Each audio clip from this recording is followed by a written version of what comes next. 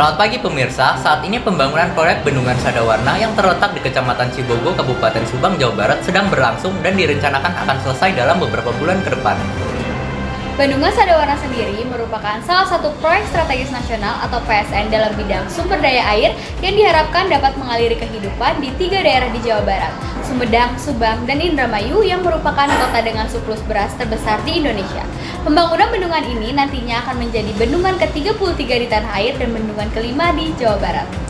Pembangunan bendungan dilakukan sejak 2018 dan menelan anggaran sebanyak 2,65 triliun. Bendungan ini memiliki kapasitas tampung hingga 70,86 juta meter kubik dengan luas area genangan bendungan sebesar 681,48 hektar. Bendungan ini memiliki ketinggian tanggul hingga 40 meter dan panjang 933 meter yang membendung daerah aliran sungai atau DAS Cipunegara sepanjang 137 km. Suplai airnya akan dipasok dari daerah Gunung Bukit Tunggul di Pegunungan Bandung Utara dan bermuara di Laut Utara Jawa. Proyek strategis ini digadang mampu membantu mengatasi permasalahan banjir dengan luas genangan 720 hektar. Bendungan ini diharapkan dapat mereduksi permasalahan banjir yang kerap kali terjadi di hilir DAS Cipunegara seperti Subang, Sumedang, dan Indramayu hingga sebesar 26,9 meter kubik per detik. Pembangunan proyek ini juga diharapkan akan meningkatkan produksi pertanian, sehingga petani daerah tada hujan diharapkan bisa tanam 2-3 kali dalam setahun yang sebelumnya hanya bisa 1 kali tanam dalam 1 tahun. Flashback. Selamat pagi Bapak dan Ibu, terima kasih telah hadir. Kami dari tim perencana ingin membahas rencana pembangunan Bendungan Sadawarna.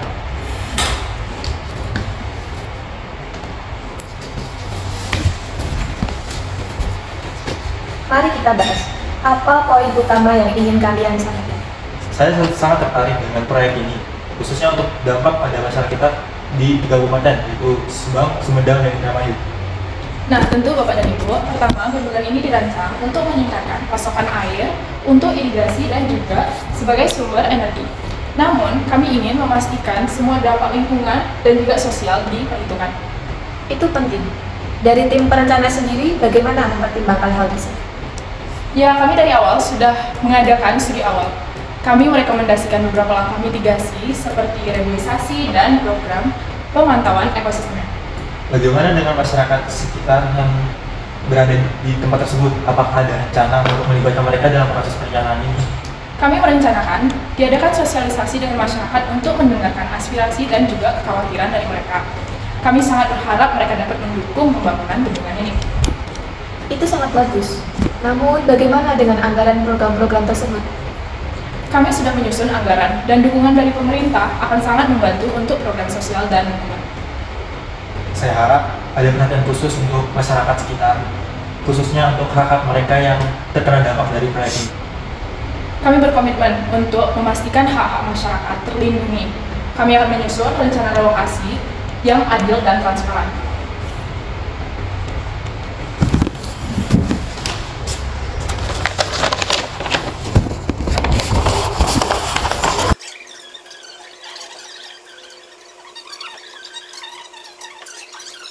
One hour later. Terima kasih Bapak dan Ibu semua. Mari kita bekerja sama demi keberhasilan proyek ini. Terima kasih Bapak Ibu semuanya. Semoga kita bisa bekerja sama.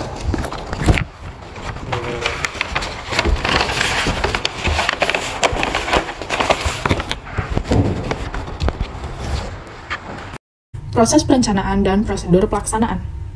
Dalam proses perencanaan, hak pertama yang dilakukan adalah penetapan lokasi. Pembangunan Bendungan Sadawarna ditetapkan dengan menggarisbawahi pentingnya proyek ini bagi kepentingan nasional dan lokal.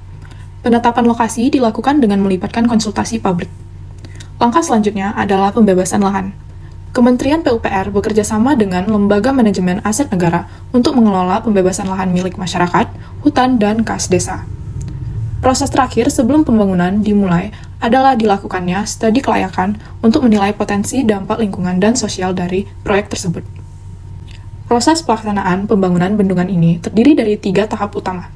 Pertama, konstruksi di mana pembangunan dimulai pada November 2018 dan direncanakan selesai pada akhir 2022. Selanjutnya, setelah bendungan utama selesai, akan dibangun jaringan irigasi untuk memastikan pasokan air ke lahan pertanian di sekitar wilayah tersebut. Bendungan juga dirancang untuk menyediakan air baku dan mengurangi risiko banjir di daerah sekitarnya. Pembangunan Bendungan Sadawarna mengedepankan 7 konsep Green Natural Recycle. Konsep pertama, pada konstruksi bendungan terdapat fasilitas laboratorium mekanika tanah dan geoteknik secara mandiri. Konsep kedua, fungsi bendungan dioptimalkan sebagai sumber pembangkit listrik tenaga surya. Konsep ketiga, Bendungan Sadawarna dilengkapi embung kecil sebagai sistem pengelolaan air limpasan dengan mengadopsi konsep Natural Pond for Water Treatment. Konsep keempat, pada timbunan main dam akan dilengkapi geomet dan ditanam kebalan rumput untuk penanganan hilir bendungan sehingga lebih natural.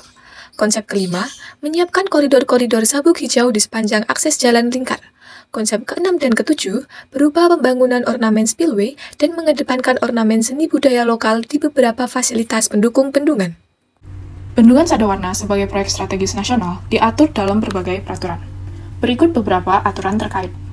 1. Undang-Undang Nomor 17 Tahun 2019 tentang Sumber Daya Air. Undang-undang ini mengatur pengelolaan sumber daya air, termasuk pembangunan infrastruktur seperti bendungan. 2. Peraturan Presiden Nomor 109 Tahun 2020 tentang percepatan pelaksanaan proyek strategis nasional. Bendungan Sadawarna tercantum dalam daftar proyek strategis nasional yang ditetapkan untuk percepatan pelaksanaannya. 3. Rencana Tata Ruang Wilayah Nasional.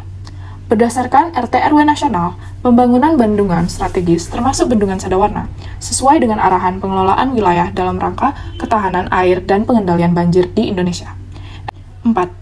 Rencana Tata Ruang Wilayah Provinsi dan Kabupaten atau Kota terkait. Di tingkat lokal, RT/RW Provinsi dan Kabupaten atau Kota yang mencakup wilayah Jawa Barat mengatur secara spesifik area untuk pembangunan bendungan dan dampak tata ruangnya. RT/RW ini mencakup pengaturan zonasi, termasuk zona permukiman, infrastruktur transportasi, dan zona konservasi untuk mengurangi dampak terhadap lingkungan. 5. Rencana Detail Tata Ruang Kabupaten Sumedang, Subang, dan Indramayu. Memiliki RDTR yang mengatur pengembangan kawasan sekitar bendungan untuk mengakomodasi infrastruktur penunjang serta aksesibilitas jalan.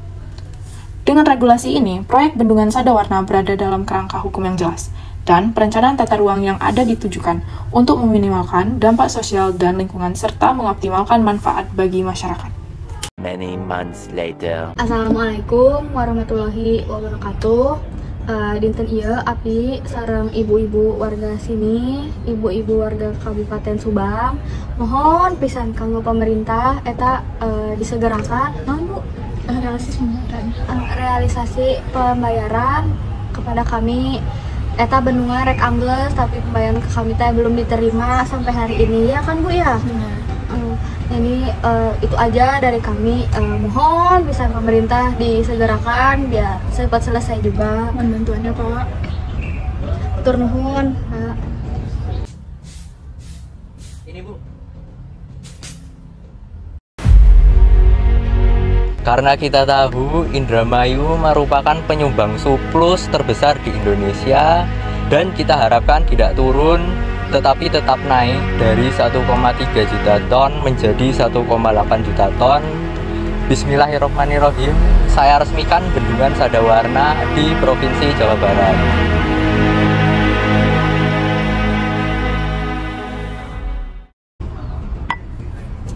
Yang terhormat kepada pemerintah, sejak awal Desember kemarin jalan perbatasan di Surian Sumedang menuju Kabupaten Subang dan Indramayu terendam karena pembangunan bendungannya itu sudah selesai, tapi jalan penggantinya belum diselesaikan.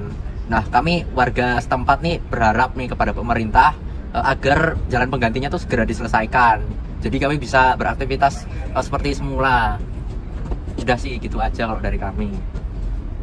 Proyek ini menghadirkan dampak signifikan bagi warga setempat, terutama mereka yang harus pindah akibat pembangunan bendungan. Selain itu, ada beberapa infrastruktur yang perlu diperhatikan untuk mendukung kelancaran aktivitas masyarakat di sekitar bendungan. Beberapa pelajaran yang dapat kita ambil adalah 1. Perencanaan infrastruktur pendukung yang lebih matang, dan 2. Transparansi dan komunikasi dengan warga.